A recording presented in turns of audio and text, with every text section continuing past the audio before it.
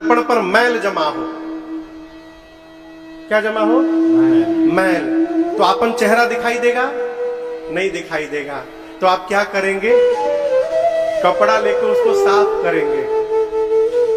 अरे जाड़े के समय में बाथरूम में यदि एग्जॉस्ट फैन न हो और आप गर्म पानी से नहाइए तो बाथरूम के शीशे पर भाप जम जाता है, कुछ दिखाई नहीं पड़ता, फिर हाथ से रगड़ के साफ करना पड़ता है। शीशा पर, दर्पण पर मैल जम जाए तो अपना चेहरा नहीं दिखाई पड़ता। उसी प्रकार मनुष्य के जब मन पर मैल जमा हो जाता है तो हमको भगवान नहीं दिखाई पड़ते, न भगवान की कथा समझ में आती।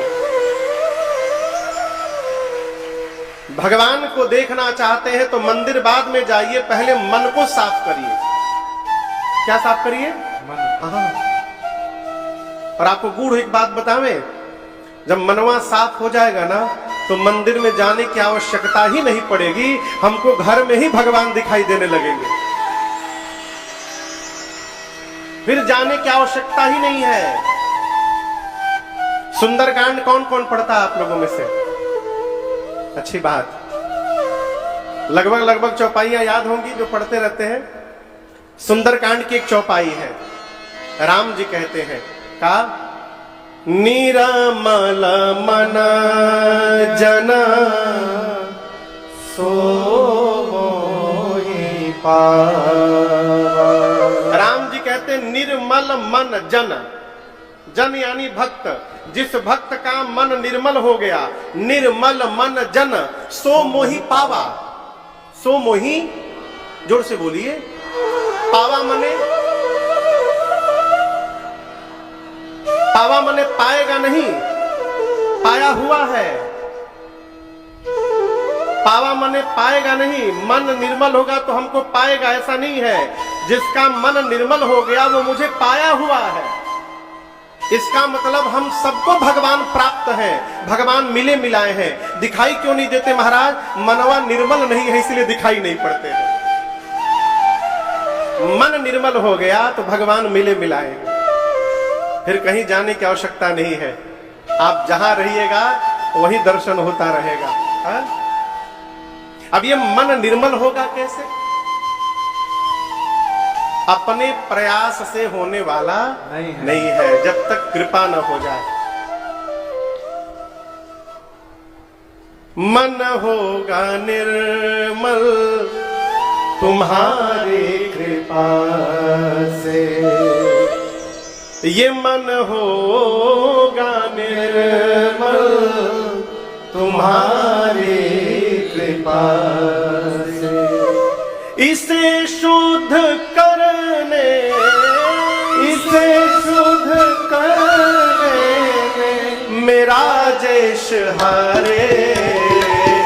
अगर नाथ देखोगे अवगुण हमारे, अगर नाथ देखोगे अवगुण हमारे, तो हम कैसे भाव से, तो हम कैसे भाव से लगेंगे किनारे।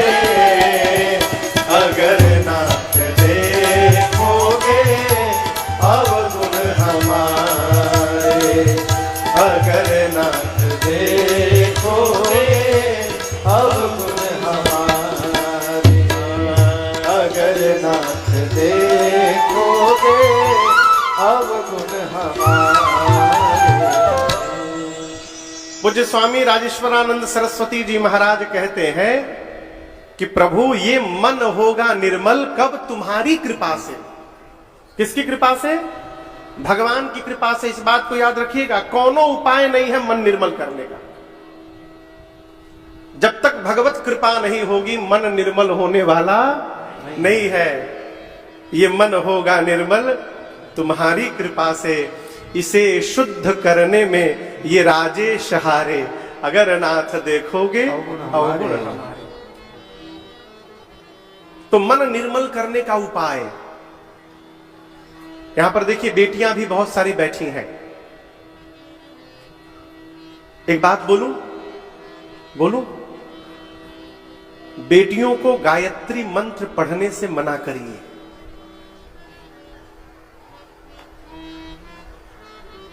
बेटियों को, चाहे जिस बच्चे का यज्ञोपवीत संस्कार न हुआ हो, उसको गायत्री मंत्र नहीं बोलना चाहिए। गायत्री मंत्र वेद की ऋचा है। जब तक यज्ञोपवीत न हो तब तक वेद नहीं पढ़ना चाहिए, न बोलना चाहिए। सुन सकते हैं, उच्चारण नहीं कर सकते। तो बेटियों को क्या याद कराए महाराज? मानस के 2 चौपाई आपको बताता हूं, अभी सुनिए। बाद में रामचरितमानस खोल के बाल कांड में दोहा नंबर बताइए तो कितना है वो? 15, 16, 17, 18 के बीच में देखता हो। बाल कांड दोहा क्रमांक 17, 18 के बीच में होगा। 17, 18 चाहे 16, 17 के बीच में, 17, 18 के बीच में। बाल कांड याद रखिएगा। बाल कांड दोहा क्रमांक 17 और 18 के बीच की ये 2 चौपाई है। इस चौपाई को बच्चों को रटवा दीजिए और कहिए नित्य भगवान के सामने जाकर इन 2 चौपाइयों को गाएं। क्या है? मैं गाता हूं, साथ में आप गाइएगा पीछे से। जनक सुता जग जननी जानकी, जनक सुता जग जननी जानकी, अतिशय प्रिय करुणा निधान की, अतिशय प्रिय करुणा निधान की, ताके जुग पद कमल मनाओ, ताके जुग पद कमल मनाओ, जासु कृपा निर्मल मति पाओ, जासु कृपा निर्मल मति पाओ, जासु कृपा निर्मल मति पाओ। ये 2 चौपाई क्या है? जनक सुता जग जननी, जग जननी और जानकी। जनक की बेटी जनक सुता, जग जननी, जगत की मां कौन? जानकी जी। वो है कौन? अतिशय प्रिय करुणा निधान की। राम जी का नाम है करुणा निधान। जो जनक जी की बेटी है, जगत की जननी है जानकी जी, वो है कौन? तो राम जी की अतिशय प्रिया है। प्रिया नहीं है, अति प्रिया नहीं है, अतिशय प्रिया है। प्रिय, अति प्रिय और अतिशय प्रिय, इन सबके ऊपर भी वो है बाबू, परम प्रिय। राम जी ने प्रिय कई लोगों को कहा, अति प्रिय भी कई लोगों को कहा, अतिशय प्रिय भी सीता जी को कहा और जिसके पास भक्ति है उसको कहा, लेकिन परम प्रिय केवल एक को कहा। मालूम है किसको? श्री हनुमान जी महाराज को परम प्रिय है, अतिशय प्रिया है। राम जी की सीता जी क्या है? अतिशय प्रिया है, अतिशय प्रिय करुणा निधान की। गोस्वामी जी कहते हैं उन सीता जी के ताके जुग पद कमल मना, उन सीता जी के जुग यानी दोनों कमलवत चरण को मैं बार बार प्रणाम करता हूं। किसके चरण को? बोलिए, सीता जी के चरण को। क्यों? क्योंकि जासु कृपा निर्मल मति पाओ। गोस्वामी जी कहते हैं जब तक सीता मैया की कृपा नहीं होगी तब तक मन निर्मल होने वाला नहीं। मां की कृपा से ही मन निर्मल होगा, और जब मन निर्मल होगा तो भगवान बैठे बिठाए प्राप्त हो जाएंगे। ये कथा कहती है भगवान को पाना है तो मां की शरण में रहिए। मां ही है जो पिता से परिचय कराती है। वो बिना मां की शरण में गए भगवान मिलने वाले नहीं है। ये समझ में आया ना आपको? अच्छा, अब आइए प्रसंग पर। गोस्वामी जी कहते हैं श्री गुरु चरण सरोज रज निजमन मुकुर सुधार। तो यहां तो आप कहेंगे महाराज गुरु जी के चरण रज से गोस्वामी जी कह रहे हैं मन को साफ कर रहे हैं। हाँ ठीक है, लेकिन एक विशेष अर्थ में आपको बताऊं। श्री गुरु, श्री गुरु, श्री जानते हैं किसको कहते हैं? ये जो तिलक एक देख रहे हैं आप, लाल लगा है ना, बोलिए, गर्दन नहीं ले, थोड़ा मुंह भी खोला करिए। हाँ, सब हम ही बोले। ये दिखाई दे रहा है लाल तिलक, इनको श्री कहते हैं। क्या कहते हैं? श्री। ये सीता जी हैं। नीचे पीला दिखाई दे रहा है ना, ये इनका आसन है जिस पर ये खड़ी हैं। एक नीचे बिंदी दिखाई दे रहा होगा, वो सीता मैया की सखी है, उनके चरण में बैठी है पांव दबाने के लिए। और अगल बगल हम तो नहीं लगाए हैं, गुरु आज्ञा नहीं हुई, अगल बगल पीला दो दिखाई पड़ता, नहीं तो सफेद। वो जानते हैं क्या है? एक राम जी हैं, एक लक्ष्मण जी हैं। कहीं कहीं इन दोनों को भगवान के चरण माने गए हैं, इनको लक्ष्मी जी माना गया है। ये सीता मैया है, इनका नाम है श्री। क्या नाम है? गोस्वामी जी कहते हैं श्री गुरु, श्री सीता जी रूपी गुरु के चरण सरोज रज निज मन मुकुर सुधार। श्री जानकी जी हमारी गुरु हैं, श्री गुरु चरण सरोज रज, उनके चरण को रज से मैं अपने मन रूपी दर्पण को साफ कर रहा हूं। क्यों? बरनौ रघुबर विमल जश, राम जी के विमल यश का वर्णन करना है। कौन सा यश? जो दायक फल चार। भगवान की कथा गाने से, सुनने से, कहने से 4 फल मिलते हैं। कितने फल? 4। कौन कौन से फल? आम, सेब, केला और अनार। 4 को हो गई। अंगूर बोले यार, तरबूज,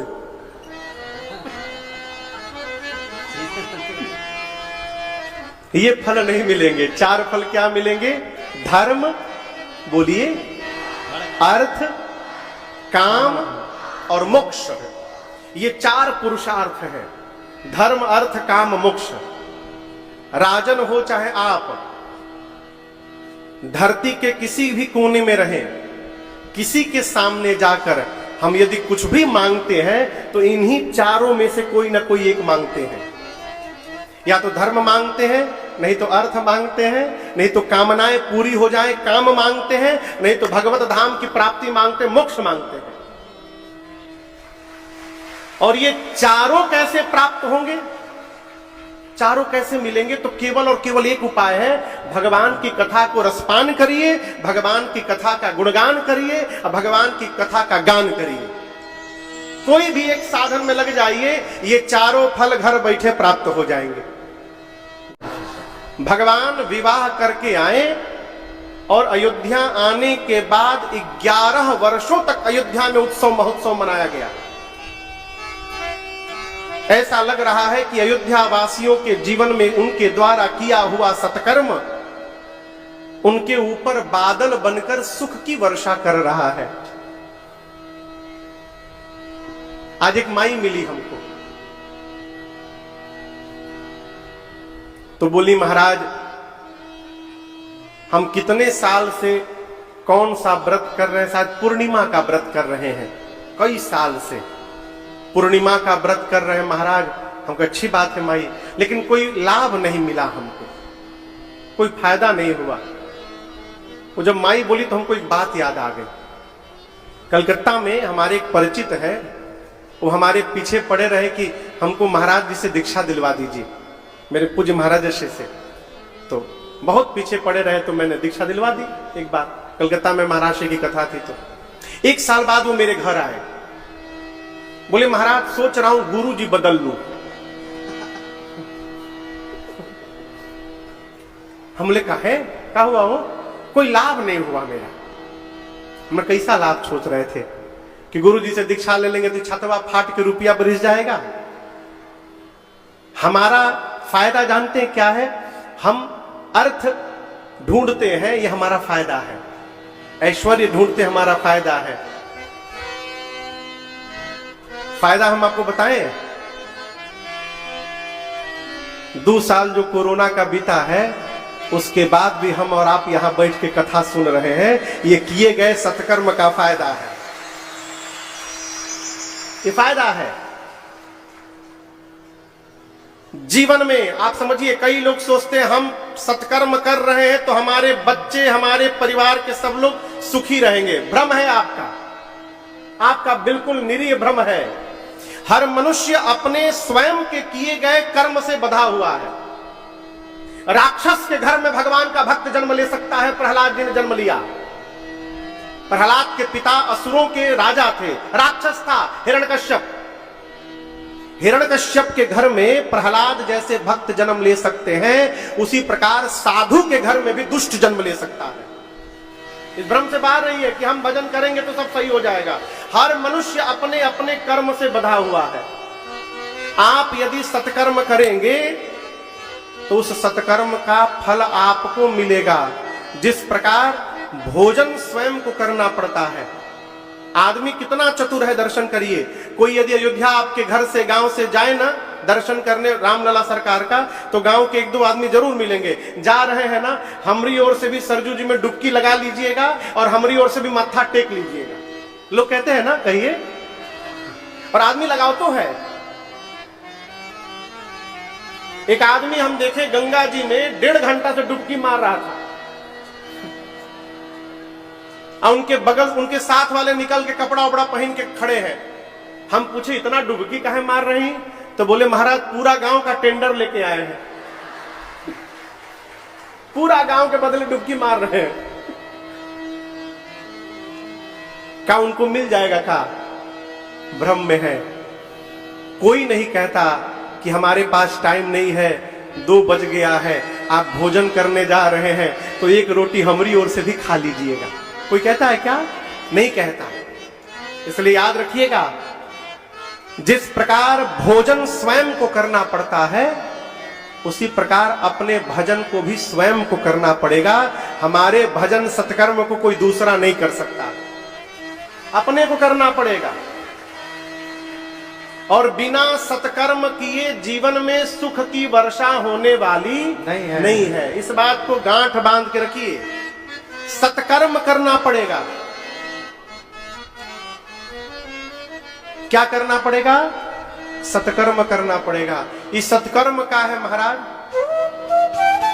आता सबको है, जिसको नहीं करना होता है ना वो बहाना ढूंढता है। हमको तो कुछ मालूम ही नहीं है महाराज।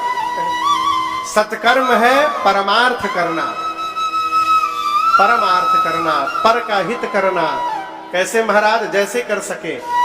आप लोग से एक बात कहें, सत्कर्म करने का एक उपाय बताएं आप लोग को। बोलिए, करेंगे? वचन दीजिए। क्या हो गया हो? वचन बोले तो सभी चुपा गया। कोई बहुत रुपया खर्चा वाला नहीं बोलेंगे हम, रुपया नहीं लगेगा। आप बताइए, वचन दीजिए, जोर से बोलिए। सुनिए क्या करना है। घर में किसी का भी जन्मदिन पड़े, घर में किसी का विवाह का वर्षगांठ पड़े, तो एक काम करिए, जहां रहते हैं वहां अगल बगल उस उत्सव के दिन एक वृक्ष का रोपण करिए। एक वृक्ष लगाइए। अच्छा, क्या लगा? इक्विलिप्टस ना लगाइएगा कि बाद में काट के बेच दें। आदमी वो में चालाकी करता है, ऐसा पेड़ लगाता है जिसको बेचने पर रुपया मिले। ऐसा पेड़ न लगाइएगा। आम लगाइए, नीम लगाइए, पीपल लगाइए, बरगद लगाइए। ठीक ना? क्यों कह रहा हूं?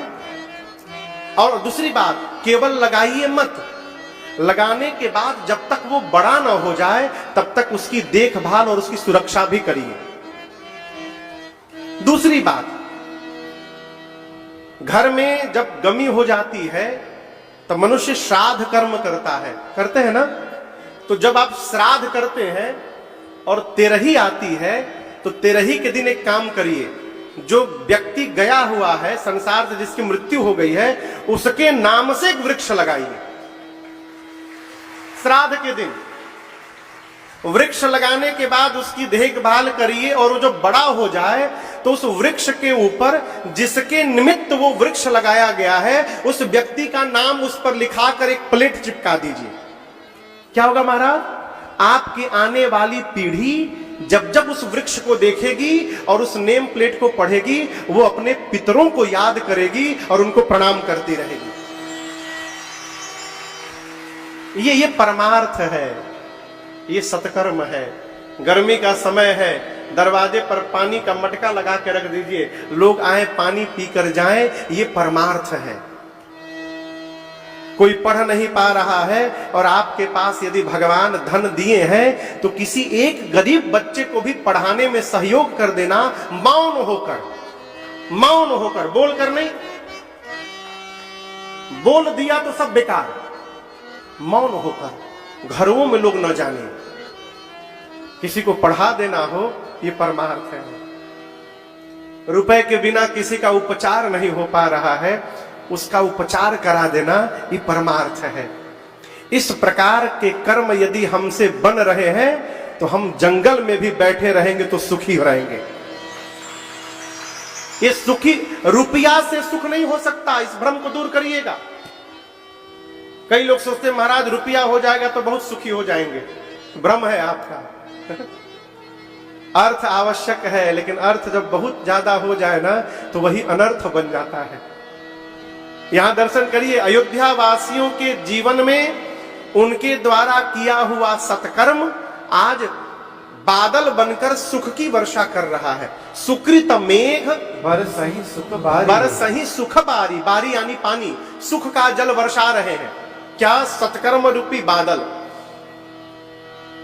सब प्रकार से अयोध्या वासी सुखी हैं, नित्य राम जी का दर्शन होता है। परंतु आपसे निवेदन करूं, अयोध्यावासी भगवान शंकर से नित्य एक प्रार्थना करते हैं। क्या प्रार्थना कर रहे हैं? कहते हैं बाबा आप ऐसा कुछ करिए ना कि आप अक्षत युवराज पद राम ही दे। आप अक्षत, अक्षत मतलब अक्षत यानी रहते हुए, अक्षत न समझ लीजिएगा। आप अक्षत यानी अपने रहते हुए राम ही युवराज पद, राम जी को युवराज पद पर दशरथ जी बिठा दें। अयोध्यावासी चाहते हैं कि महाराज अपने जीते जी राम जी को युवराज बना दें। ऐसी नित्य प्रार्थना करते हैं भगवान शंकर से। एक दिन श्री दशरथ जी महाराज अपने सभा दरबार में बैठे थे। उनको ऐसा लगा कि उनके सिर पर जो मुकुट रखा हुआ है वो टेढ़ा हो गया है। मुकुट को सीधा करने के लिए महाराज दर्पण मंगाए, शीशा दर्पण देखे, बदन बिलोकी मुकुट समकीन्हा। चेहरा देखकर महाराज ने मुकुट को सीधा किया और जैसे सीधा करके महाराज ऐसे ऐसे घूमे, तब तक दिखाई पड़ा। क्या दिखाई पड़ा? श्रावण समीप भय शीत केसा। दिखाई पड़ा कि कान के पास के जो बाल हैं, केश, वो श्वेत हो गए हैं। क्या हो गए हैं? श्वेत माने सफेद। महाराज देखते समझ गए कि ये केश अब मुझे उपदेश दे रहे हैं। क्या? महाराज हम लोग तो रंग बदलना प्रारंभ कर दिए, आप अपना रंग कब बदलिएगा? राम को युवराज पद पर बिठाइए और अपने जीवन का आनंद ले लीजिए। जैसे मन में भाव आया, महाराज दौड़ कर गए गुरु जी के पास, गुरुदेव भगवान श्री वशिष्ठ जी के पास। हम आपसे एक निवेदन करें, छोड़ना पड़ता है, वो कोई छुड़ाता नहीं है। आदमी मरे के बेरा ले चाबी नहीं छोड़ता।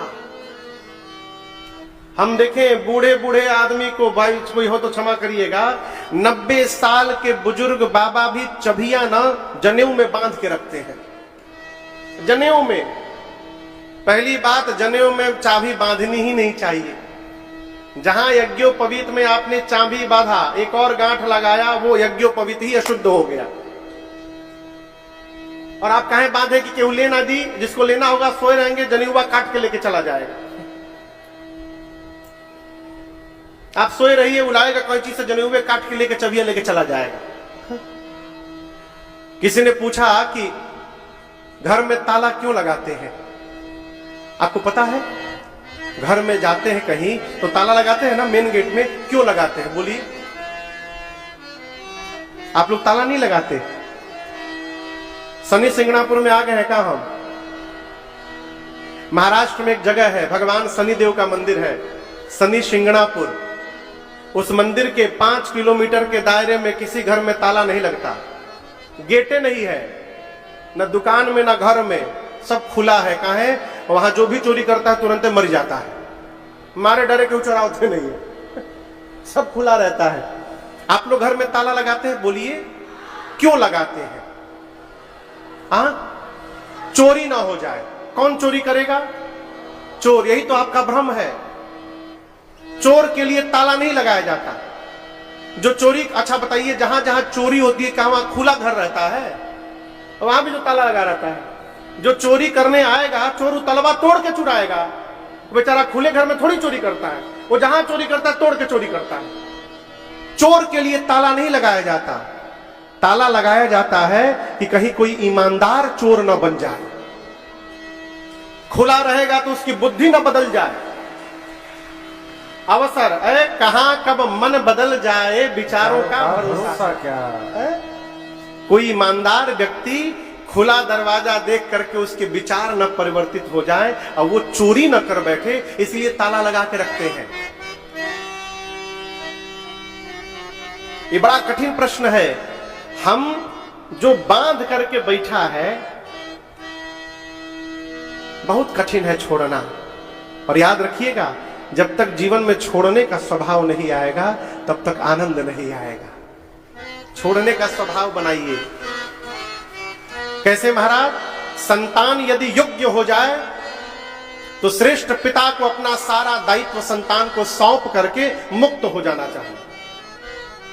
बेटा यदि लायक हो गया, बड़ा हो गया, तो पिता को चाहिए अपन सारा काम धाम हैंड ओवर करे और अपने आनंद करे। आदमी कहां छोड़ता है? बर्बाद कर देगा महाराज, बर्बाद कर देगा। आप रात में आप पे हो गए तो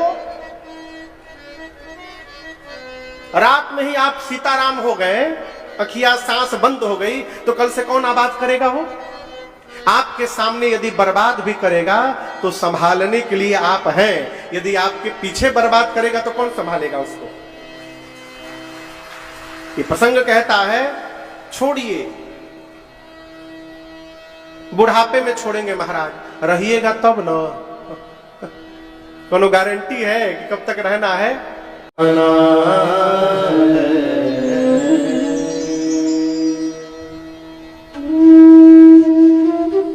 छोड़िए। देखिए, जितना पकड़िएगा ना उतने दुख होगा। यात्रा में सामान जितना कम रहे आनंद उतना अधिक रहता है। सामान बहुत ले लीजिएगा ना तो टेंशन हो जाएगा। थोड़े परेशान है, क्या सामान है, कैसे जाइए? महाराज दौड़ कर गए। कहां गए?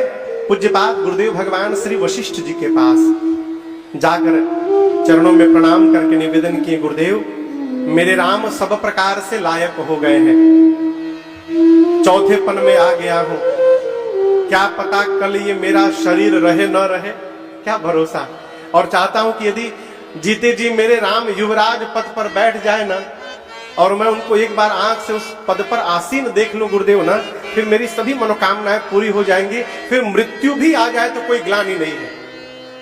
महाराज बोले अच्छी बात। तो गुरुदेव भगवान ने पूछा तो बताइए। महाराज बोले गुरुदेव मैं चाहता हूं आप ऐसा एक मुहूर्त बता दीजिए जिस मुहूर्त पर मैं राम का अभिषेक कर दूं। गुरुदेव भगवान त्रिकालदर्शी हैं, नेत्र बंद करके देखें और क्या देखें, महाराज जो मुहूर्त पूछ रहे हैं ये मुहूर्त तो 14 वर्ष बाद आने वाली है। कैसे कह दें कि महाराज अभी मुहूर्त नहीं है। गुरुदेव ने कहा महाराज आप राम का अभिषेक करना चाहते हैं। महाराज बोले जी गुरुदेव। गुरु जी ने कहा फिर मुहूर्त मत पूछिए, तुरंत करिए। क्यों? गुरु जी सोचे मेरी बात मानकर यदि महाराज इसी समय राम का अभिषेक कर दें तो हो सकता है कि विधाता की रचना जो बीच में बन जाने वाली है वो बदल जाएगी। तो गुरुदेव ने कहा बेग विलंब न करिए नृप साजी सबुई समाज, तुरंत करिए, तैयारी करिए, विलंब मत करिए, अभी तुरंत राम का अभिषेक कर दीजिए। महाराज बोले गुरुदेव मुहूर्त? बोले मुहूर्त ना पूछिए, मुहूर्त पर राम का अभिषेक नहीं होगा। जिस समय आप राम का अभिषेक कर देंगे वही समय श्रेष्ठ मुहूर्त में परिवर्तित हो जाएगा, इसलिए तुरंत करिए। सुदिन सुमंगल तब ही जब राम हो ही युवराज, राम जैसे युवराज बनेंगे वो समय श्रेष्ठ मुहूर्त में बदल जाएगा, तुरंत करिए। गुरु जी ने तो कहा तुरंत करिए, परंतु चक्रवर्ती जी महाराज सोचे कि अभी आज नहीं, कल प्रातः काल जब सूर्य भगवान आएंगे ना तो उनके आगमन के साथ ही सूर्य की प्रथम किरण के साथ मैं राम के मस्तक पर राज्याभिषेक का तिलक लगाऊंगा। कल प्रातः काल करूंगा। कब करूंगा? कल करूंगा। और आपको बताऊं इसी कल ने महाराज को बेकल बना दिया। कल आया तो लेकिन महाराज के जीवन में नहीं आया, रात भर में ही पूरी रचना बन गई। क्या बन गई? गुरु जी राम जी के पास रात में गए और जाकर बोले राम कल प्रातः काल आपके पिताजी आपको युवराज बनाने वाले हैं। आज रात्रि में आप भूमि पर शयन करेंगे। राम जी कहां शयन करेंगे? नीचे धरती पर। राम जी बोले जो आज्ञा गुरुदेव। आप अन्न नहीं खाएंगे, पय आहार करेंगे, दूध पी के रहेंगे। राम जी बोले जो आज्ञा गुरुदेव। और कोई आज्ञा? गुरु जी बोले बस यही करना है आपको। यदि आज की रात ठीक से निकल गई तो कल सवेरे आप युवराज बन जाएंगे। ये कहने की क्या आवश्यकता थी? यदि आज की रात ठीक से निकल गई तो ये कहने की क्या आवश्यकता थी? गुरु जी कहते हैं राम करहु सब संजम आजू, जाओ विधि कुशल निभाए काजू। यदि ब्रह्मा जी रात को ठीक से निकाल देंगे तो सवेरे आप युवराज बनिएगा। यदि जो शब्द है ना बहुत खतरनाक है, 3-4 शब्द बहुत खतरनाक है। जैसे किसी व्यक्ति के लिए कहिए बड़े अच्छे आदमी हैं, साधु है, साधु दयालु है, धर्मशील है, बड़े अच्छे आदमी है, उदार है, लेकिन इतना कहने के बाद कह दीजिए लेकिन। अब जो लेकिन लगा दिया ना, इसके लगने से जो पहले कहा था सब खत्म हो गया। आदमी तो बड़े अच्छे हैं लेकिन कंजूस है। कहो गुरु जी बोले यदि आज की रात ब्रह्मा जी ठीक से निकाल देंगे तो कल राम सवेरे आप युवराज बनिएगा। गुरु जी ने इशारा कर दिया बेटा आज की रात ठीक से निकलने वाली नहीं है, तो आप अपनी तैयारी करिए आगे की। और हम आपको बताएं राम जी के बन जाने में मां कैकेयी का कोई दोष नहीं है। मां ने कुछ नहीं किया है। राम जी के लिए मां कैकेयी ने अपने ऊपर कलंक ले लिया।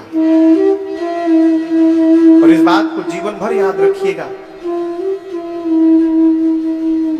आपकी यदि प्रशंसा हो ना तो उस प्रशंसा का भार लेने के लिए हजारों लोग मिल जाएंगे। कोई इंस्टीट्यूट वाले हो तो बुरा ना मानिएगा। जो बच्चे परीक्षा में टॉप कर लेते हैं ना तो फिर इंस्टीट्यूट वाले उस बच्चे को रुपया दे दे के फोटो खिंचवाते हैं। वो कही दे कि इसी इंस्टीट्यूट से मैं पढ़ा हूं। एक ही लड़का पैसा ले लेके 10-10 इंस्टीट्यूट से फोटो खिंचवा रहा है। आप जब आगे बढ़ जाइएगा ना तो बहुत लोग आएंगे कहने के लिए हम ही तो बढ़ाए हैं उनको। लेकिन माई बाप जो वास्तव में आपको प्रेम करता है वही आपके लिए कलंक लेने को तैयार होगा, और कोई तैयार होने वाला नहीं है, और कोई नहीं ले सकता। आपको क्या लगता है कि राम जी की इच्छा के बिना राम जी को कोई वन में भेज देगा? राम कीन्ह चाहे सोई होई। जब गुरु जी बोल कर गए हैं कि राम सवेरे युवराज बनिएगा आप, यदि सब कुछ ठीक से हो गया, तो गुरु जी के जाने के बाद राम जी ने देवताओं को बुलाया उसी समय रात में। सारा देव समाज आकर, इंद्र आदि देवता आके खड़े हो गए। राम जी बोले हाथ पे हाथ रखकर बैठे हो ना ऊपर, सवेरे पिताजी युवराज बनाने वाले हैं, और यदि युवराज बन गया तो हो गया तुम्हारा काम। अब देवता तो कांपने लगे, अब क्या करें, एक ही रात का समय है। भगवान बोले कुछ करो जिससे मैं सवेरे अयोध्या छोड़ के वन में जाऊं। देवता चले गए सरस्वती जी के पास, जाकर सरस्वती जी से बोले आप जाइए कुछ करिए, किसी का मति पलटिए, किसी का कि राम जी वन में जाएं। सरस्वती जी तो पहले बहुत डांटी देवताओं को, ऊंच निवास नीच करतूती, देखी न जाई पराई विभूति। इतने उसे आसन पर आप लोग विराजमान हैं और दूसरे का सुख पचा नहीं पा रहे। देवता बोले हम नहीं, राम जी की इच्छा है, राम जी बोले हैं कहने के लिए। सरस्वती जी गई, उसी समय गई और मंथरा की मति पलट के चली आई। अजस पिटारी ताही करी, गई गिरा मति धोती। और क्या हुआ आप सब जानते हैं, मंथरा ने जाकर मां कैकई को भरा है। लेकिन आपको एक बात बताऊंगा तो आपको आश्चर्य लगेगा। जब मंथरा ने मां कैकई से कहा कि आपने अपने पति के कपट को देखा नहीं, आपके बेटे भरत को ननिहाल भिजवा दिया है और राम को युवराज बनाने वाले महाराज इतना सुनते, जैसे महाराज को मंथरा ने कपटी कहा, मां कैकई ने एक चाटा जड़ा उसके गाल पर, खींच कर मारा, वहीं गिर गई, रोने लगी। मां की प्रिय दासी है मंथरा। मां ने कहा मंथरा तू कह रही है कि कल महाराज मेरे राम को युवराज बनाने वाले हैं, तो मंथरा कल का दिन ही कैकई के जीवन का सबसे सुंदर दिन होने वाला है, मेरा राम युवराज बनेगा। ये कैकई मैया कह रही है। कहती है मंथरा एक बात मैंने आज तक किसी से नहीं बताई, मैं जब जब भगवान के सामने पूजा करने बैठती हूं ना, एक ही बात कहती हूं, प्रभु अगली बार जब मुझको जन्म दीजिएगा ना, तो मेरे कोख से राम को जन्म दीजिएगा और ऐसी कृपा करिएगा कि सीता मेरी बहू बन के घर में आए। अब आप कल्पना करिए, राम जी को इतना प्रेम करने वाली कैकई मैया राम जी को वन में भेज देगी। राम जी का काम बनाया है मां ने, राम बन गए तब राम बन गए। यदि राम बन न जाते तो राम न बन पाते। कौशल्या ने केवल राम को जन्म दिया, उस राम को 14 वर्ष के लिए वन में भेजकर मां कैकई ने मर्यादा पुरुषोत्तम राम को जन्म दिया है, इसलिए मां का उपकार मानी। मां ने कलंक ले लिया अपने ऊपर, महाराज से 2 वरदान मांगा, राम के स्थान पर अपने पुत्र भरत के लिए राज सत्ता। अब आप कई बुद्धिजीवी लोग कहते हैं महाराज चलिए राम जी का काम बनाना था, इसलिए राम जी को वन में भेजना था, मां ने भेज दिया। यदि स्वार्थ नहीं होता तो अपने बेटे के लिए राजा क्यों मांगती राज सत्ता, भरत के लिए राज सत्ता क्यों मांग लिया? अच्छा आप बताओ, भरत जी कैकई जी के लड़का है, पुत्र है, क्या बेटे को मां से अधिक कोई जानता है का? कहिए। बेटे के स्वभाव को, भाव को, आचार को, विचार को, व्यवहार को जन्म देने वाली मां से अधिक कोई धरती पर जानता है? बोलिए। तो क्या कैकई भरत के विषय में नहीं जानती है? कैकई ये जानती नहीं है कि मेरा भरत अपने भैया के आसन पर बैठेगा नहीं? बोलिए। जानती है, लेकिन परीक्षा करनी थी उनको, पूर्ण विश्वास लेना था। आप कितना भी पढ़िए, परीक्षा में जब तक उत्तीर्ण नहीं होंगे आप, तब तक आपको प्रमाणिकता का पत्र नहीं प्राप्त होगा। कहो, जीवन में कितना भी ज्ञान हो जाए, आपको परीक्षा से गुजरना ही पड़ेगा। भरत जी के चरित्र को प्रमाण पत्र देना था, इसलिए मां ने राज सत्ता मांगी भरत जी के लिए। क्यों? मां देखना चाहती थी मेरे भरत के जीवन में राजपद और राम पद आकर खड़ा हो जाए, तो मैं देखूं मेरा भरत राजपद की ओर दौड़ता है कि रघुनाथ के पद की ओर दौड़ता है। ये देखने के लिए मां ने मांग लिया, ये परीक्षण करने के लिए मां ने राज सत्ता मांग ली। तो प्रातः काल हुआ, राम जी को जब पता चला ना, कई मैया ने रात भर में मेरा काम बना दिया है, राम जी तो नाचने लगे माई के आगे। कहे मां मेरा सब काम हो गया, मां आपने बहुत अच्छा किया मां, भरत के लिए राज सत्ता मांग लिया। राम जी बोले देखिए ना मैं, अच्छा बताइए राम जी भरत जी में बड़ा कौन है? बोलिए राम जी। राम जी बोले मां मैं बड़ा हूं ना, ये मेरा भरत है और ये मैं हूं, मैं भरत से बड़ा हूं ना। यदि मैं राजा बन जाता ना तो और बड़ा बन जाता, फिर मेरे भाई में और मेरे बीच की दूरी बढ़ जाती। मां मैं राजा नहीं बनूंगा, आपने भरत के लिए राज सत्ता मांगी, मेरा भरत राजा बनेगा, राजा बनते मेरा भरत भी बड़ा हो जाएगा मां, और हम दोनों के बीच की दूरी कम हो जाएगी मां, आपने सबका काम बना दिया। भरत प्राण प्रिय पावहि राजो, विधि सब विधि मोहि सन्मुख आजो। पिताजी को समझाया राम जी ने, मां कौशल्या के पास दौड़ कर गए। मां तो राम जी को देखते नाचने लगी। कौशल्या मैया बोली राम तुम नहाए नहीं अब तक? पिताजी तुमको युवराज बनाने वाले हैं, राह देख रहे होंगे, शीघ्र नहाकर पिताजी के पास जाओ।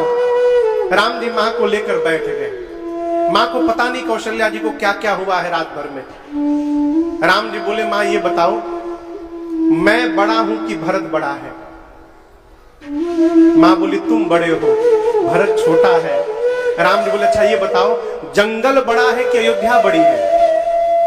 आप लोग बोलिए, जंगल बड़ा है कि अयोध्या? जंगल बड़ा है। राम जी बोले मां मैं बड़ा हूं ना, तो पिताजी ने जंगल का बड़ा राजा मुझे बना दिया है, अब भरत छोटा है तो उसे अयोध्या का छोटा राजा बना दिया।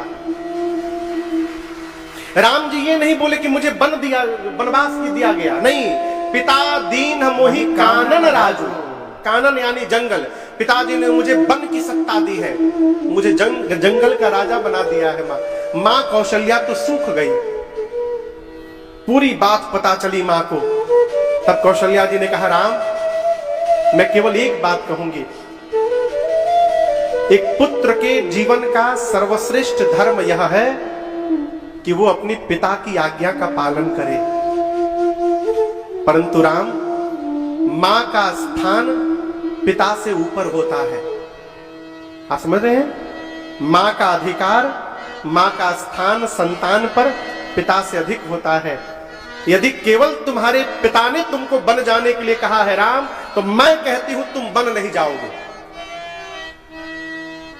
जाओ केवल जो केवल पितु आयसु ताता, तो जनि जाहु जानी बड़ी माता।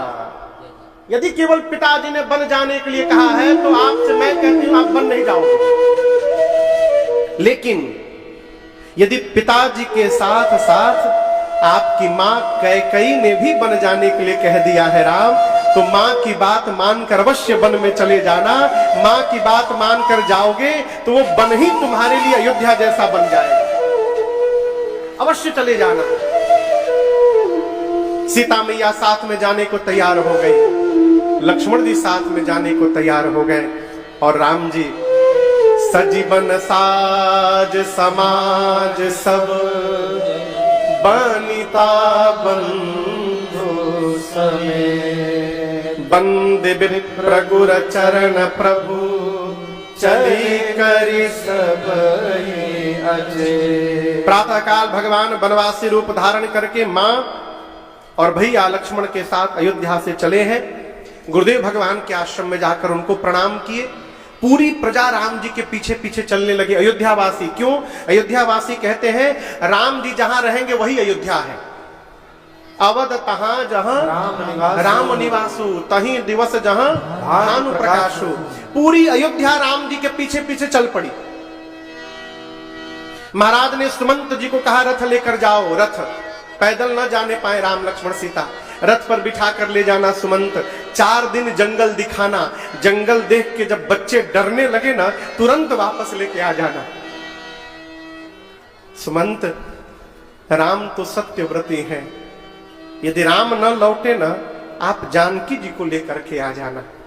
कहना जितना दिन मन करे अयोध्या में रहेंगी, मन करेगा तो मिथिला में चली जाएंगी, लेकिन उनको लेकर के अवश्य आना। सुमंत जी रथ लेकर गए, पिताजी की आज्ञा मानकर भगवान मैया भैया के साथ रथ पर बैठे। अयोध्या की प्रजा रथ के पीछे पागलों की भांति दौड़ने लगी। पहले दिन एक नदी है तमसा, क्या नाम है आप लोग जानते हैं, देखे हैं? पासे में होगी कहीं? कितना दूर है?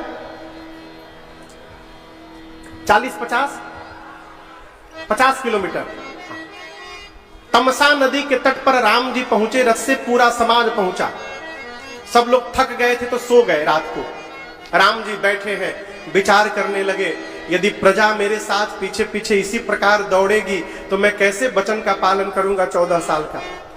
राम जी ने अपनी माया शक्ति को प्रेरित करके और पूरी अयोध्या की प्रजा को गहरी निद्रा में सुला दिया। बेटियों को तो पांव भी नहीं छूना चाहिए। कितनों बड़े महात्मा काहे ना हो, बेटियों को जिनका विवाह नहीं हुआ है दूर से हाथ जोड़कर सिर झुका के प्रणाम करना चाहिए, बस दंडवत किया है। राम जी ने गंगा जी की महिमा सुनाई है, गंगा महात्मा सुनाया है। श्रृंगवेरपुर के राजा हैं निषाद राज गुह। क्या नाम है? जोर से बोलिए। आपको बताऊं, राम जी से 4 साल बड़े हैं ये। कितने साल? राम जी से 4 साल बड़े हैं निषाद राज गुह। जब राम जी का जन्म हुआ था ना तो निषाद राज उनका नाम था गुह। अपने पिताजी से बोले कि हमको भी चलना है अयोध्या, हम राम जी के साथ खेलेंगे। पिताजी बोले अरे वो तो छोटे हैं, अभी गोदी में होंगे मां के, वो आपके साथ नहीं खेलेंगे। आदरणीय प्रयाग से आए हैं, कहा अरे जय हो जय हो जय हो, जय विराजे विराजे। हाँ, तो बोले पिताजी बोले गुह के कि मैं बाद में ले चलूंगा तुमको। तो राम जी जब गुरुकुल से पढ़कर आए, राम जी गुरुकुल पढ़ने गए, यज्ञोपवीत के बाद गुरु गृह गए, पढ़न रघुराई, अल्पकाल विद्या सब आई। तो राम जी 11 वर्ष की अवस्था में गुरुकुल से वेद पुराण पढ़ के वापस अयोध्या आए। तो जब राम जी गुरुकुल से हुआ कि गुरु जी के यहां से पढ़ाई पूरी करके राम जी आ रहे हैं, आज भी बच्चा कोई विदेश से पढ़ कर आवे ना तो उसके पूरे रिश्तेदार एयरपोर्ट पर गुलदस्ता लेके मिलते हैं, बाबू पढ़ के आ रहा।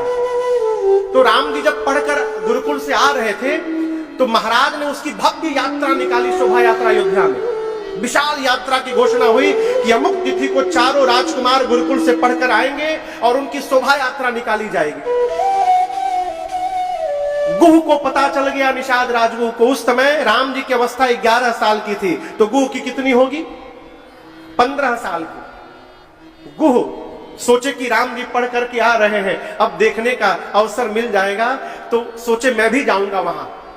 तो खाली हाथ कैसे जाऊंगा, तो उपहार में देने के लिए एक धनुष बनाया बांस का, बांस के बाण बनाए राम जी के लिए, और बांस को ही जोड़ जोड़ करके धनुष जिसमें रखते हैं वो तरकस बनाया, और एक डलिया में, बांस की डलिया में ये बाण तरकस और वो धनुष ले करके पहुंच गए, कपारे पर ऐसे लेकर के। भीड़ में जाकर, सड़क के दोनों ओर भीड़ लगी है, उस भीड़ में गुह भी खड़े थे लेकर के। राम जी चारों भाई रथ पर विराजमान है, पूरी प्रजा पुष्प की वर्षा कर रही है। सिक्योरिटी वाले, जो पुलिस वाले, जो भी सिक्योरिटी सुरक्षा कर्मी थे, वो सड़क के दोनों तरफ खड़े हैं, लोगों को रोक के रखे, कोई भीतर न चला जाए।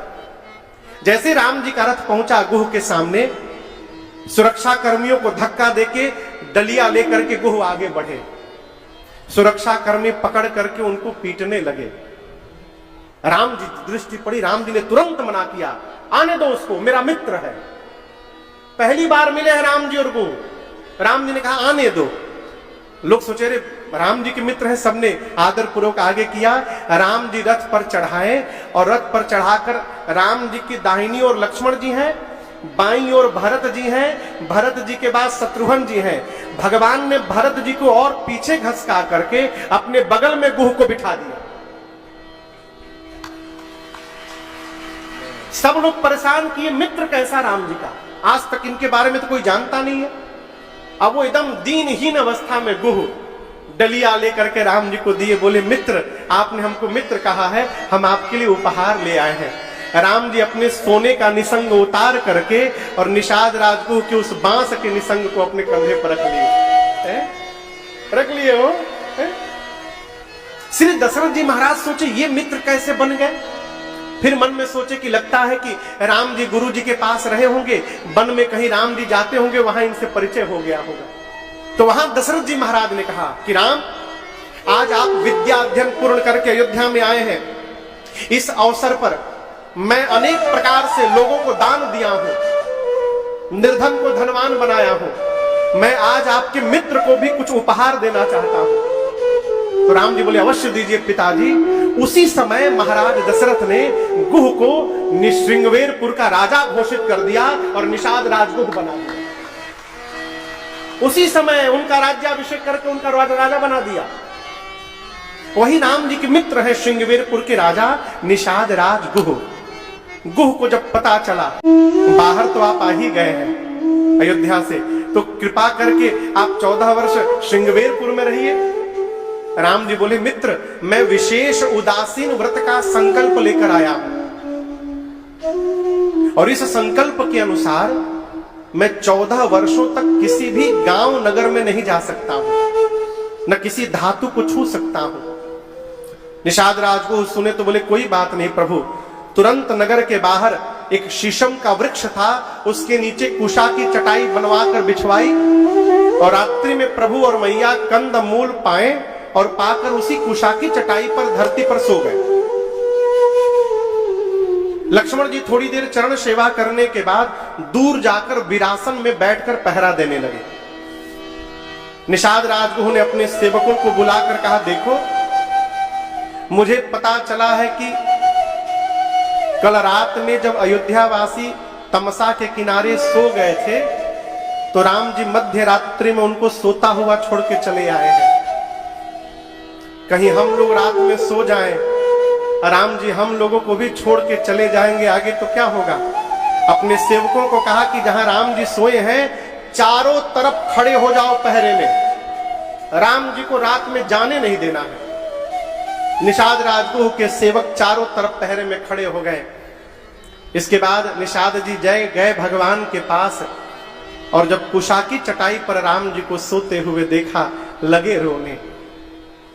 कैकय नंदिनी मदमति कठिन कुटिल पनकी जेहि रघुनंदन जानकी सुख अवसर दुख दी। कहने लगे कैकई जी मंदमती हो गई है। कैकय नंदिनी मंदमती, अरे जिस राम जी के जीवन में सुख का क्षण आने वाला था कैकई ने दुख दे दिया। निषाद राजगुह मां कैकई को लगे भला बुरा कहने। लक्ष्मण जी वहीं बगल में बैठ के सुन रहे थे। लक्ष्मण जी बोले इधर आइए मेरे पास आइए, क्यों रो रहे हैं। निषाद जी बोले मेरे मित्र राम जी को कैकई जी ने दुख दे दिया। लक्ष्मण जी बोले मैं एक प्रश्न करता हूं उत्तर दीजिए, जिसको दुख होगा उसको रात में नींद आएगी? आप लोग बोलिए, जोर से बोलिए। नहीं आएगी। जिसको दुख होगा आदरणीय उसको नींद नहीं आएगी। निषाद जी बोले नहीं आएगी। लक्ष्मण जी बोले मेरे भैया को देखिए राम जी को चकाचक सो रहे हैं, आप कह रहे हैं राम जी को दुख है, दुख होता तो इनको नींद आती, ये तो सो रहे हैं। और आपने कहा कि मेरी मां कैकई ने दुख दे दिया। निषाद जी आपको पता नहीं है, जीवन में न कोई किसी को सुख दे सकता है, न जीवन में कोई किसी को दुख दे सकता है। हम अपने द्वारा किए हुए कर्म से सुखी होते हैं और अपने ही द्वारा किए हुए कर्म से दुखी होते हैं। कोई किसी को सुख दुख नहीं देता। जानते हैं दुखी होने का कारण क्या है? राग। ये जो मोह है ना, ये हमको दुखी करता है। ये क्या है? आप लोग बोल दीजिए। ये क्या है? तौलिया। किसकी तौलिया है? मेरी। यही मोह है। जब तक पता चल रहा है कि तहार हो हमार हो, यदि ये तौलिया फट जाए तो आपको कोई कष्ट होगा? कोई कष्ट नहीं होगा। हमको रात में नींद नहीं आएगी। क्यों नहीं आएगी? इस मोह के कारण। अब सोचिएगा, इस तौलिए ने हमको दुखी नहीं किया।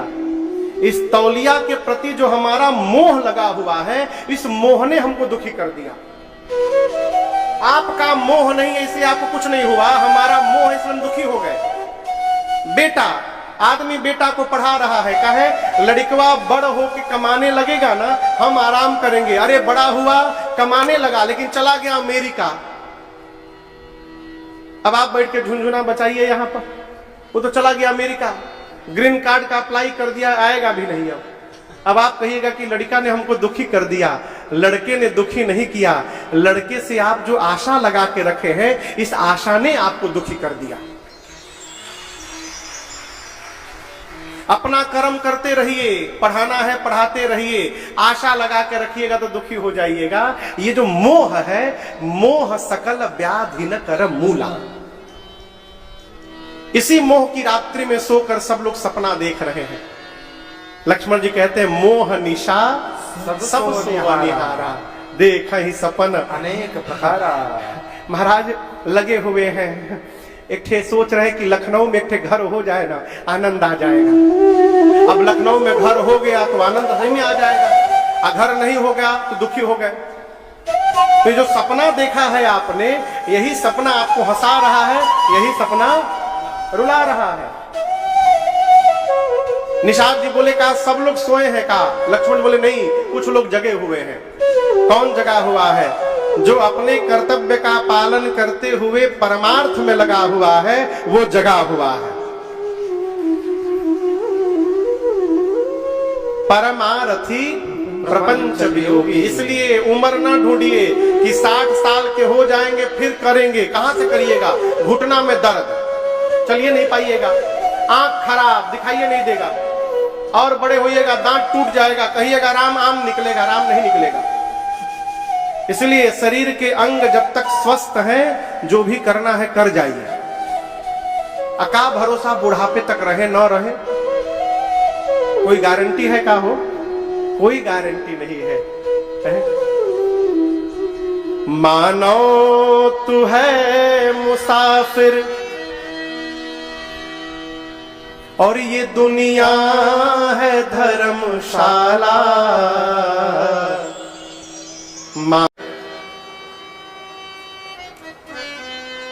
राष्ट्रीय स्वयंसेवक संघ के विभाग प्रचारक आदरणीय श्रीमान आदित्य जी भाई साहब आया हैं। कहाँ बैठे हैं? जय हो भाई साहब, जय जय जय जय। एक बार करतल ध्वनि से अभिवादन कर दीजिए। जिला प्रचारक कुंडा आरएसएस से श्रीमान आदरणीय सूरज जी भाई साहब यहाँ पर उपस्थित हैं। कहाँ बैठे हैं? जय हो जय हो। जिला पंचायत अध्यक्ष सुल्तानपुर श्रीमान शिव कुमार सिंह जी। अच्छा आप। जय जय।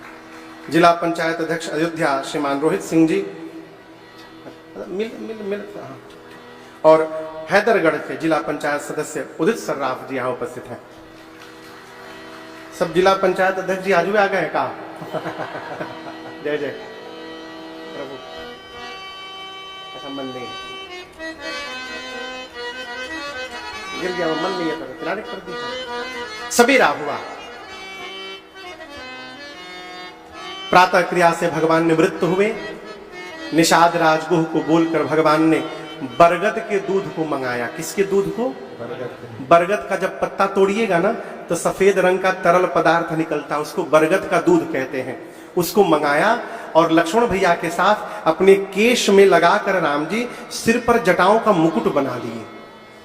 ये दृश्य देखकर सुमंत जी विह्वल होकर रोने लगे। कहे प्रभु, पिताजी ने कहा था 4 दिन वन दिखाकर वापस ले आना। सत्य की दुहाई देकर राम जी ने मना किया और सुमंत जी को बरबस अयोध्या की ओर वापस विदा किया। बरबस राम सुमंत पठाए, कहा रथ लेकर अयोध्या जाइए, मैं लौटूंगा नहीं। और उसके बाद गंगा जी को पार करने के लिए राम जी, लक्ष्मण जी, सीता मैया गंगा जी के किनारे आए। सुर सरि तीर आप तब आए। कहो, यहीं से केवट भैया की कथा प्रारंभ हो रही है।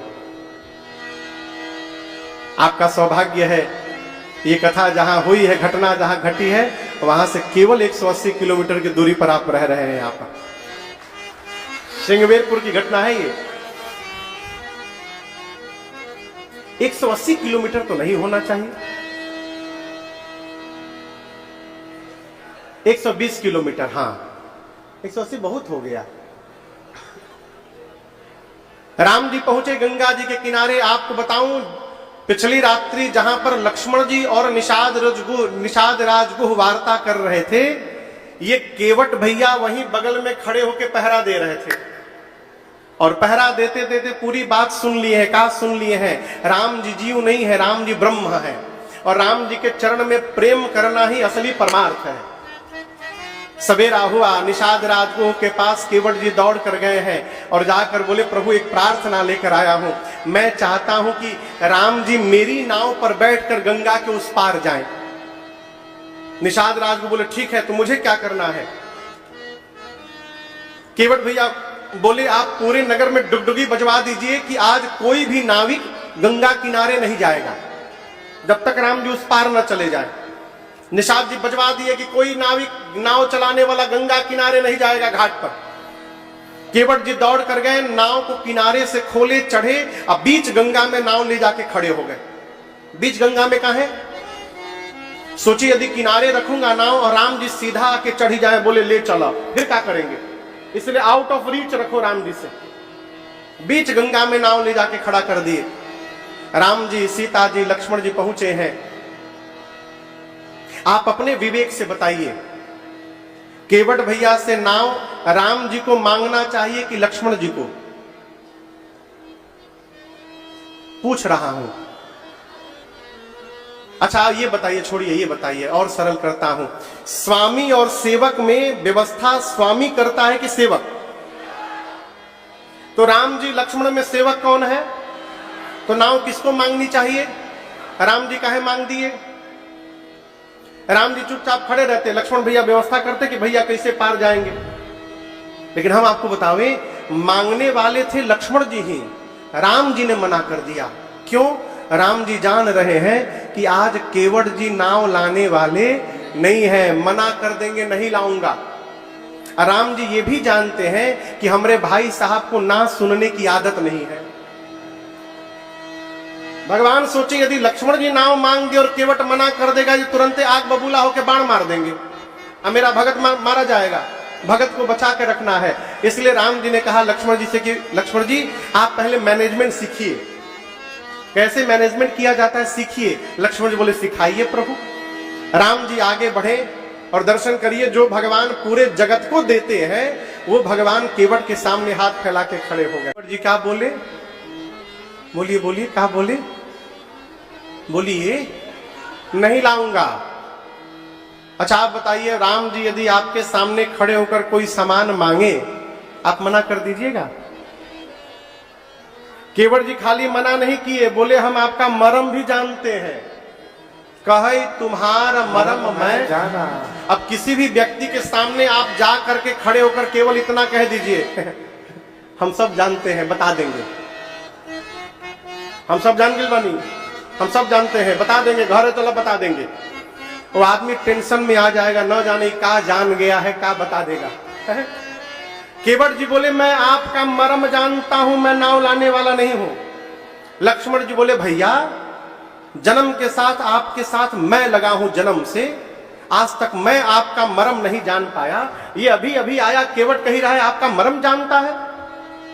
क्या जानता है? राम जी बोले हम का जानी का जानता है, उसी से पूछो का जानता है। लक्ष्मण जी बोले कौन सा मर्म जानते हो? केवट जी बोले वही जो आप नहीं जानते हैं। लक्ष्मण जी बोले भैया बताओ तो क्या जानते हो? केवट भैया बोले देखिए मैं जानता हूं कि आपके भैया कौन है। लक्ष्मण जी बोले कैसे जानते हो? केवट जी बोले देखिए हमारे बाबा नाव चलाते थे पहले, बाबा के बाद बाबूजी चलाए, बाबूजी के बाद मैं चला रहा हूं। नित्य यहां पर सैकड़ों लोगों को मैं इस पार से उस पार और उस पार से इस पार लाता ले जाता हूं। लोग आते हैं मेरे से नाव मांगते हैं, लेकिन पहली बार जैसे आपके भैया ने नाव मांगी है, इस प्रकार से आज तक किसी ने हमारे खानदान में किसी से नाव नहीं मांगी। लक्ष्मण जी बोले सीधा सीधा तो नाव मांगे, इसमें और क्या बोल दिए राम जी? बोले यही तो बात है जो आप नहीं जानते मैं जानता हूं। लक्ष्मण जी बोले हमको भी बताओ। केवट जी बोले देखिए आज तक जो भी आता था ना हमको आदेश देता था। क्या देता था? आदेश। ऐ केवट नाव इधर लेकर के आओ। पहली बार ऐसी घटना घटी है कि जो आया है उसने आदेश नहीं दिया है, आपके भैया राम जी ने मुझसे नाव के लिए निवेदन किया है। लक्ष्मण जी बोले इसमें अंतर क्या है? केवट जी बोले अंतर मैं बताता हूं। आज तक जो आता था कहता था ए नाव इधर लेकर के आओ, आदेश देता था। आदेश किसको देते हैं? अपने नौकर को देते हैं। हम अपने सेवक को आदेश देते हैं ऐसा काम करो वैसा काम करो। राम जी ने आदेश नहीं दिया, निवेदन किया केवट जी क्या आप अपनी नाव यहां लेकर के आएंगे? लक्ष्मण जी आज के पहले जो भी आया मुझे नौकर बनाता रहा, पहली बार कोई आया है जो मुझे इस नाव का मालिक बना रहा है, और सामने वाले को मालिक बनाना ये जगत के मालिक को छोड़कर कोई नहीं कर सकता है। इसलिए मैं तो नाव लाने वाला नहीं हूं। एक शब्द है नियरा। नियरा जानते हैं? नियरा मतलब इधर बोलते हैं सागन में नियरा गइलबा। क्या बोलते हैं यहां पर? नजदीक। नजदीक भोजपुरी का शब्द थोड़े है। लग गया वो। लग गया आवा। अच्छा अच्छा। हाँ मना ही लागे। सागन में लगे बोलते हैं ना। हाँ मना ही लागे लाई बया पन्नैया हो कि डर लागेला, बड़ा डर लागेला। रौरी घोड़ा वाके धुरिया से डर लागेला, बड़ा डर लागेला। रौरी घोड़ा वाके धुरिया से डर लागेला, बड़ा डर लागेला। हम नाही लागे, हम नाही लागे लाई। तो इस लकड़ी को नाव को स्त्री बनने में कितना टाइम लगेगा आप बताइए? पाहन ते, पाहन यानी पत्थर, पाहन ते बन बाहन काठ को। बन बाहन यानी नाव किसका है? काठ के है। काठ मने लकड़ी। पाहन ते बन बाहन काठ को, कोमल है जल खाई रहा है। ये लकड़ी की नाव, लकड़ी पहले कोमल, ऊपर से दिन रात हमारी नाव पानी में रहती है। हमारी नाव की लकड़ियां पानी पी पी कर और मुलायम हो गई है। पत्थर को तो स्त्री बनने में थोड़ा टाइम भी लगा होगा, ये मेरी लकड़ी की नाव देखते धुरवा स्त्री बन जाएगी। हम इतना बड़ा रिस्क लेने वाले नहीं है। कहे प्रभु हम देखिए हम आपसे राम जी सही सही बता रहे हैं, हमारे 12 लड़का है, सब अभी छोट छोट है। हम ही घर में एक कमाने वाले हैं। नाव चलेगी तो घर में भोजन जाएगा, और यदि बताइए प्रभु नाव ही चली जाएगी तब तो हमारा लड़का भूखों मर जाएंगे, रात को भोजन नहीं है घर में। इसलिए पावन पाया पखारी के नाव, चढ़ाई हो आय सुहोत कहाँ है। कहिए क्या क्या है? एक बार कहिए पांव धोकर वो जड़ी बूटी जो धूल लगा है बाहर निकाल दूंगा और नाव पर बिठा दूंगा। तुलसी सुनी केवट के बर बैन, हंसे प्रभु जान की ओर आहा है। हाहा कै आहा है। हाहा है कै है कि है, है? है। अच्छा हाहा है। चलो भाई मान लेनी गलती हो गई। भगवान ठहाका मार के हंसे। सीता मैया और लक्ष्मण जी को देख करके लक्ष्मण जी राम जी से बोले, भैया एक बात बोले हम, पहली बार आपने मैनेजमेंट संभाला, फेल। आप नाव मांगे, मना कर दिया। मैं नाव मांगता, मना किया होता तो मैं बता देता। राम जी मन में बोले, इसीलिए तो नहीं मांगने दिया कि आप बता देते। राम जी बोले, कोई बात नहीं, मना कर दिया तो क्या हुआ, मेरा भक्त है। लक्ष्मण जी बोले, मतलब आप कह रहे नाव ले आओ, ये कहता है नहीं लाऊंगा और आपका भगत है, मतलब जो आपकी बात न माने सब आपके भगत। राम जी बोले, और कौन मेरी बात नहीं मान रहा है? लक्ष्मण जी बोले, पीछे मुड़िए, 1 घंटा हो गया, आपने सुमंत जी को कहा था रथ लेकर अयोध्या जाइए, देखिए पेड़ के नीचे खड़े हैं, गए नहीं है। देखिए देखिए, उनको आप बोल रहे हैं चले जाओ, वो जा नहीं रहे हैं। इन भाई साहब से आप कह रहे हैं आ जाओ, ये आ नहीं रहे हैं। मतलब आप जिसको जो कहते हैं वो आपका उल्टा कर रहा है, और आप कहते भगत है। राम जी बोली, बताओ वनवास हमार हुआ था कि तुहार? मेरा हुआ था ना। अयोध्या से चलते समय मैंने आपको मना किया मत चलो, सीता को मना किया मत चलो, आप दोनों मेरी बात माने नहीं माने, आप ही दोनों मिलकर मेरी बोहनी बिगाड़े हैं। घर से निकलते समय आप दोनों मेरी बात नहीं माने, देखिए कोई मेरी बात नहीं मान रहा है। कुछ भी है, केवट मेरे भक्त हैं। लक्ष्मण जी बोले, पता तो नहीं चल रहा है कि भगत है। राम जी बोले, लक्ष्मण केवट की भक्ति में दर्शन है, प्रदर्शन नहीं है, ये हमको दिखाई पड़